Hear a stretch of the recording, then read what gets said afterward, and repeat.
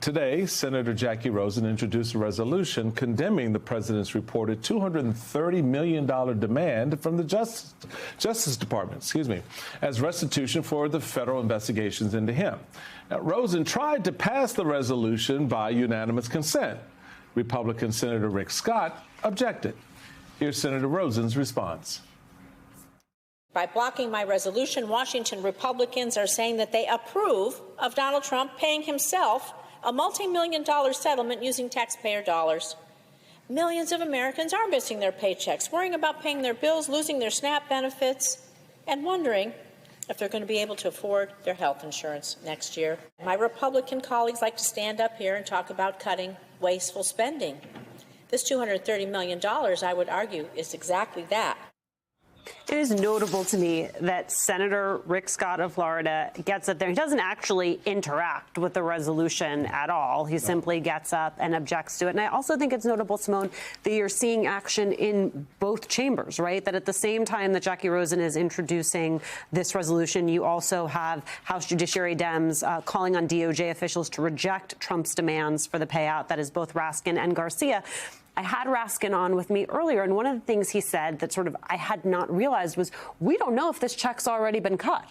Until you have House Democrats saying we would like to see all the documentation, there is an element of we don't know what we don't know here.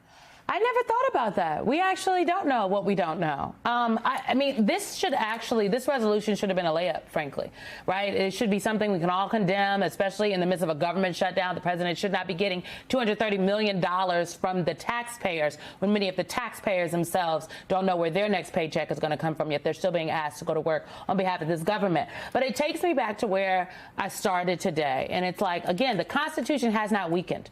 What has weakened and what is dangerous about this moment is the political will of the guardrails, the people like Republicans in Congress, to defend it. And Jackie Rosen was just asking, and House Democrats, they're just doing what the Constitution requires, what it expects, actually. Oversight of this administration, standing up for the very clear lines here, what is right and what's wrong. So it leads me to saying, I now have to wonder, like, what is the fear about? Or as I said earlier, maybe we don't want to call it fear, maybe it's hesitancy from the other political party in this country to stand up to their president that should be a lame duck. What do they know that we don't know? What is keeping them from literally doing what a governing party in this country should do and stand up to somebody that is not going to be here in 2 years? Or do they feel something different? Even before Donald Trump was not going to be here in 2 years, the same behavior preceded this moment. This is nothing new that Rick Scott did what he did, because Rick Scott knows not to step out of line. Rick Scott maybe was ordered by the leadership that this is what he's going to do. That's why there was no rationale for the objection. It was just, oh, I object, basically. So, I don't. But why? Why is it okay? Like, I don't know. It's not like it's like the Epstein files. We talk about $230 million. Look, why? You could ask. We've been asking why since 2017. I want to float one answer, and you can tell me how you feel about it, which is if they started to pull the thread on saying, in essence, these investigations were not improper, which is the entire foundation for it, it undermines so much of their political energy and grievance. Well, not theirs, but Trump's. And that's at the end of the day.